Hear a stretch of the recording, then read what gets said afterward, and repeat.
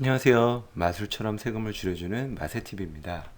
자, 올해 2021년 하반기 반드시 기억해야 할 두 번째 세금 이슈 뭘까요? 네, 맞습니다. 바로 비사업용 토지 중과 강화에 대한 내용입니다. 얼마 전 LH 투기 사태로 인해서 2021년 3월 29일 결국 정부에서는 부동산 투기 근절 및 재발 방지 대책을 발표했습니다. 그 중에 세금 관련된 내용들이 좀 있는데요. 일단 그 내용을 좀 같이 볼게요. 자, 이거죠. 일단 첫 번째, 단기 보유 토지에 대한 양도소득세 중과세율을 인상하겠다. 그래서 단기 보유 토지 양도 시에도 주택이나 입주권 등과 동일한 단일세율을 적용하겠다. 그래서 현재는 1년 미만 50% 세율을 적용하고 있지만 내년부터는 70%로, 그리고 1년 이상 2년 미만의 경우에는 현재 40%지만 60% 단일세율을 적용할 예정이다 라고 발표를 했죠. 또 이뿐만이 아니죠. 두 번째 뭐죠? 비사업용 토지에 대한 양도소득세 강화. 우리 일반적인 양도소득세율은 6에서 45%의 세율을 적용하게 되어 있지만 현재 비사업용 토지는 어떻게 되어 있죠? 이 일반 양도소득세율의 10%만 중과세율을 적용합니다. 그리고 보유기간에 따른 장기보유 특별공제는 여전히 적용을 해주고 있죠. 근데 이 부분은 어떻게 한다?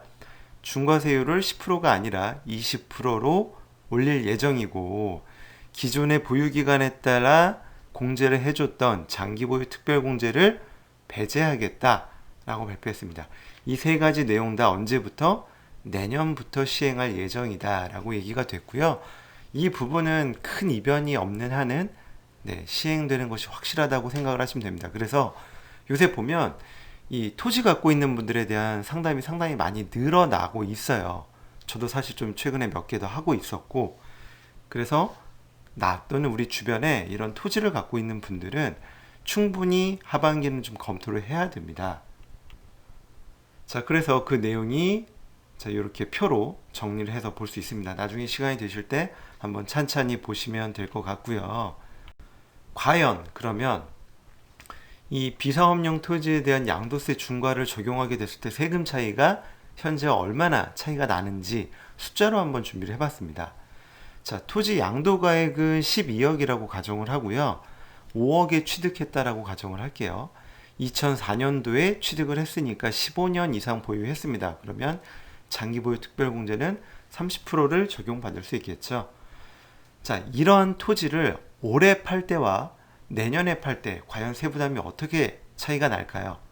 자, 일단 양도소득세는 내가 취득한 가격 대비 양도가, 내가 번 돈을 양도 차익이라고 합니다. 그래서 12억에서 5억을 빼면 7억이 양도 차익인데, 현재는 여기에 장기보유 특별공제 30%를 적용해서 2억 1천을 빼면 양도소득 금액이 4억 9천이 됩니다.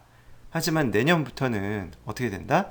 이 장기보유 특별공제가 적용되지 않습니다. 그래서 양도소득 금액이 4억 9천이 아니라 7억까지 늘어나게 됩니다. 그래서 여기에 기본공제 250만 원을 적용하면 우리가 세금을 부과하는 과세 표준이 나오게 됩니다. 자, 현재는 5억 이하가 되고요. 내년부터는 어떻게 되죠?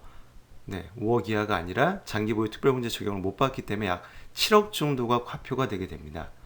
그렇게 되면 하나는 5억 이하니까 40% 기본세율에 어떻게 되죠? 현재는 10% 중과세율, 그래서 50%를 적용하지만 내년에는 어떻게 되죠? 과표가 10억 이하가 되기 때문에 40%가 아니라 42% 세율을 적용받고, 여기에 10% 중과가 아니라 20% 중과가 돼서 62% 세율을 적용받게 됩니다.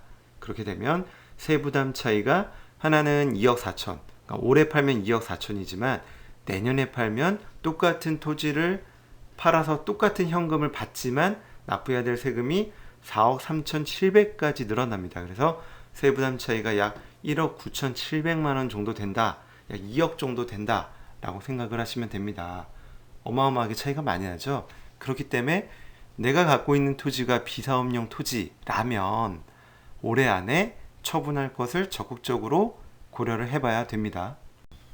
자, 오늘 내용 상당히 중요하면서도 상당히 심플해요. 뭐였죠?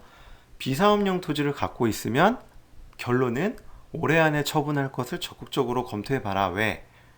내년에 팔면 똑같은 돈을 받더라도 세율이 10% 올라가고 장기보유 특별공제를 적용 못 받아서 납부해야 될 세금이 많아진다 정도에 있고요. 여기 추가적으로 하나를 더 말씀을 드리자면 현재 주말 농장용 토지는 사업용 토지로 인정이 되고 있는데 내년부터는 주말 농장용 토지도 사업용 토지에서 배제하겠다. 그 얘기는 얘도 똑같이 세금을 많이 부과하겠다라는 거죠. 그럼 내가 또 내 주변에 주말 농장용 토지를 갖고 있는 사람이 있다라면 이분들도 올해 안에 적극적으로 양도하는 거, 처분하는 것을 검토해 봐야 되겠죠. 그리고 계속 3기 신도시, 4기 신도시 계속적으로 얘기가 나올 겁니다. 자, 그럴 때 택지개발 등 공익사업에 따른 토지의 경우에는 사업용으로 인정해주는 범위가 있어요. 무조건 사업용으로. 자, 뭐냐면 현재는 사업 인정 고시일로부터 2년 이전에 취득한 토지는 무조건 사업용 토지로 간주를 합니다. 그래서 어떤 세제상 불이익을 받지 않는데 이게 어떻게 된다? 사업 인정 고시일로부터 2년이 아니라 5년 이전에 취득한 토지의 경우에만 사업용 토지로 간주를 해주겠다라고 이제 발표를 했어요. 그래서 이런 것도 참고적으로 알아두셔야 되고요. 이 사업용, 비사업용 관련해서 이야기를 하다 보면 뭐 농지냐, 임야냐, 뭐 목장이냐 이런 거에 따라서 그 사업용을 판단하는 여러 가지 기준이 있습니다. 그런데 뭐 주차장도 마찬가지고, 근데 이거를 뭐 여러 가지 이 세법에서 정하는 기준에 맞춰서 봤을 때 상당히 좀 애매한 상태에 있는 경우가 있어요. 그럴 때는 어떻게 판단하면 될까요? 이 구분이 좀 애매할 때는 구청에 전화해 보세요. 구청에 전화해서 이 직원을 불러주고 이 토지가 재산세 부과할 때 종합합산과세 토지인지 별도 합산인지 한번 여쭤보세요. 그래서 공무원분께서 이 토지는 별도 합산이에요 라고 하면 얘는 사업용 토지입니다. 그게 제일 정확해요. 사실 이런 걸 따지는 거는 그 기준을 따라가기 때문에 여러분들이 고민하다가 좀 애매하면 그렇게 해서 한번 사업용, 비사업용을 판단해 보시는 것도 상당히 도움이 될 것이라 생각이 됩니다. 자, 오늘 내용 충분히 이해가 되셨죠? 도움이 되셨다면 구독, 좋아요 눌러주세요. 지금까지 마술처럼 세금을 줄여주는 마세TV였습니다. 감사합니다.